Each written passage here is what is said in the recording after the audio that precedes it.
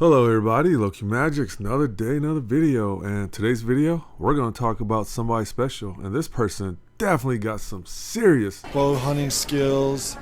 And why is that important to have, Napoleon? Girls only want boyfriends who have great skills. Makes sense. Maybe that's why I'm single. But enough of that, let's get into the video. Alright, so let's talk about this champion. We're just going to run through her passive and her relic skills real quick because there's no real need to like break it down too much, right?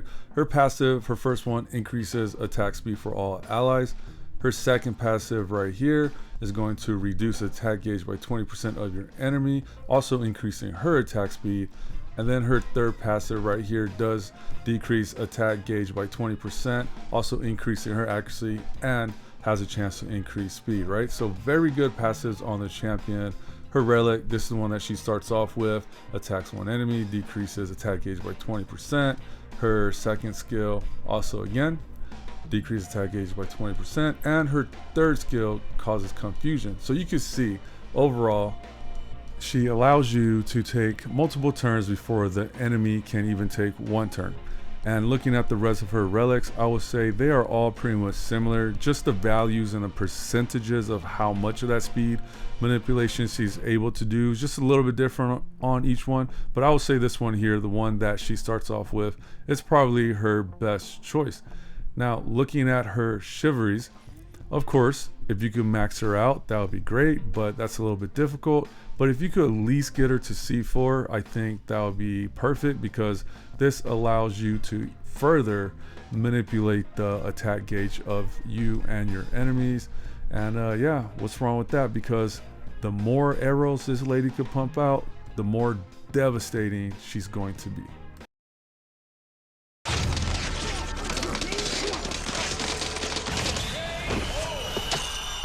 Bro, that dude had like 0 turns. You know what I'm saying? So for this video, this is the stats that we are using to showcase this champion. I do have her in a speed and life set. Maybe I'll build her out to do some more DPS, but for me, I just really wanted to give her some decent speed, some effect accuracy, so that way she could mess with the turn meter, boost up our champions, and just really kind of inflict damage, well, pain in that way, right? So enough of that, let's get into some content. Okay, so this is one of the spots I like using her because she does help out with this boss. You can see she attacked, she increased all our allies attack speed just by a little bit, but it all adds up and it helps. And the cool thing about her in this boss fight is that you guys know once you take out his legs, you're able to actually hurt the boss. But the thing is, if he gets back up, he starts producing this shield and it makes the fight a lot longer, right? But with having her on your team, you're able to reduce that turn meter and pretty much he's never going to get up.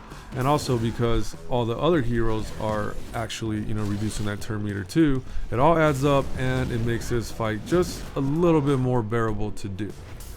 And then unfortunately though, when it comes to the second phase, she only could reduce the turn meter of the arms, not the actual boss, but hey, she still increases attack speed a little bit. She does a little bit of DPS, it all adds up, and then yeah, we're able to take down this boss, so let's get to that part. And just like that, we get a victory. Not saying she's the best here, but just showing what she is capable of doing. Let's talk about more content that she's good in. Now, I like using her in this fight here because I really think she adds to the team composition of not allowing this boss to take a turn. Now, here's something very important to note. She is not doing this by herself. She's able to do this because you have other champions reducing that turn meter, but she definitely adds value to making a team composition like that, right? Because this boss here, if he does hit hard, and you know, sometimes you can't out heal it, you can't survive it. So having a team comp that just never allows the boss to take a turn is a good thing. And you can see like on the top, I guess the top left corner of the boss's health gauge, that blue buff that says 20 on it. When that's over, this boss is going to rage. But if you can't take a turn, when is he going to be able to rage? So another great reason why you should use this champ. Oh crap, he did just take a turn. But it's okay. Like one turn only throughout the whole fight. That's not bad, right? But anyways, let's get to the end of this battle. And another victory. And if you didn't notice, this was also done on stage 10. And more content. So this is probably where she's best at. Now, everybody knows this guy. This guy, man, he hits hard, man. So you definitely do not want him to take a turn.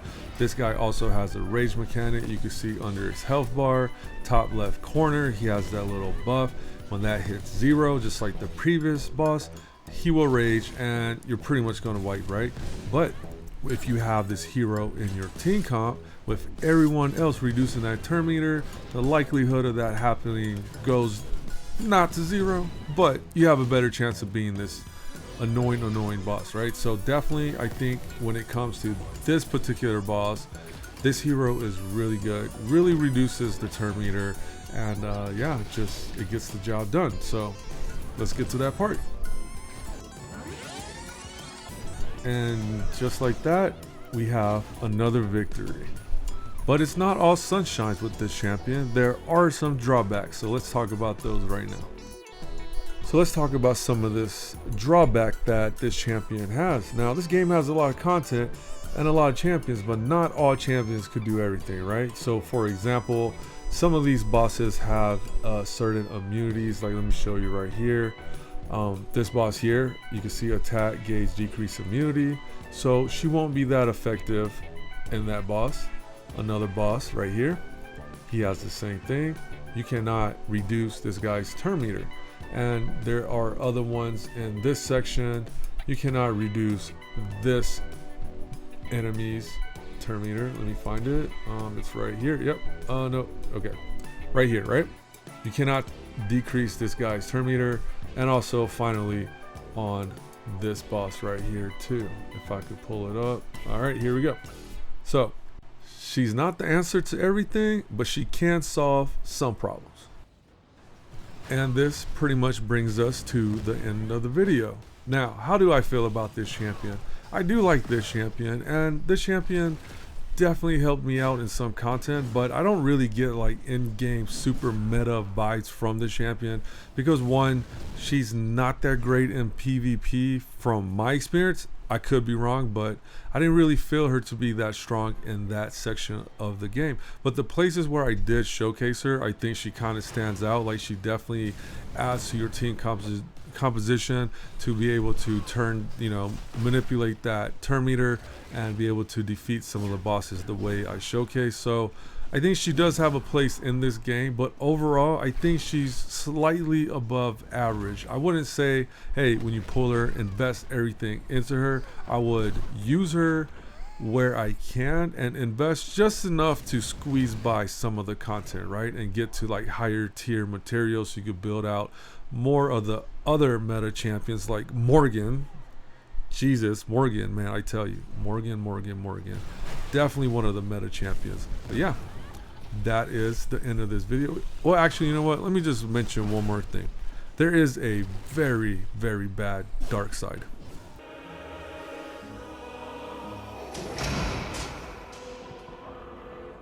Not that kind of dark side, but a dark side to manipulating the turn meter. And let me show you what I mean. Now, I don't know if anyone else has encountered this type of problem, but if your team goes too fast and the enemy cannot take a turn and you're just reducing that turn meter, you run into problems like this. You can't kill them because they have invincibility. Now, when that time runs down, you will win because, you have more members than the opposing team, but man, this is annoying. I don't know if this is like something the game developers left in arena because there's a lot of bots right now, or I don't know if these are players purposely doing this so people just forfeit and they end up winning the match, I guess. I have no idea, but man, when this happens, it is super annoying. So turn meter manipulation is fun when it works in your favor, but there are other times when it doesn't. So I just wanted to bring that to your attention. But regardless, I hope you enjoyed this video. I hope you liked it. Leave me a comment. Tell me what I did good. Tell me what I did bad. Tell me your thoughts. And if you can, please subscribe. But if anything, I hope you enjoy the rest of your day and catch you on the next video. Till then, take care.